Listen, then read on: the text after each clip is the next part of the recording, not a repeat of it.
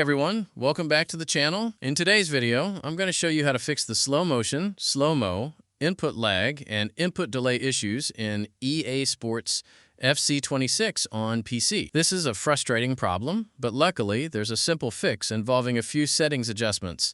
Let's get into it. First, launch EA Sports FC26 and from the main menu, open Settings.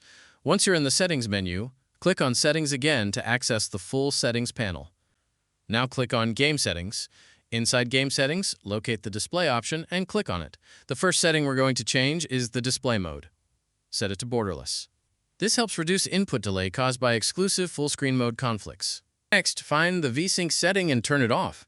VSync can introduce significant input lag, so disabling it is key to fixing this issue. Now set the frame rate limit to 60 FPS. This helps keep the game's performance stable and consistent, which reduces the chances of slow motion issues occurring. Scroll down until you find the Dynamic Resolution Scaling option and turn it on. Right below that, set the Dynamic Resolution FPS target to 60 as well.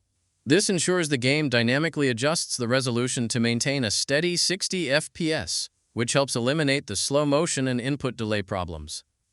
Once you've made all of these changes, press Apply and then press Confirm to save the new settings.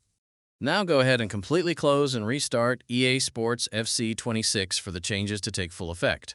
Once the game has restarted, you'll be on the main menu. Navigate to Kickoff and start a match. Once the match loading screen or background video begins playing, just let it run for about 10 seconds before continuing. And that's it! After following these steps, the slow motion, input lag, and input delay issues in EA Sports FC26 should now be fixed. If this video helped you out, don't forget to give it a thumbs up and subscribe to the channel for more gaming fix tutorials. Drop a comment below letting me know if this worked for you, and I'll see you in the next one.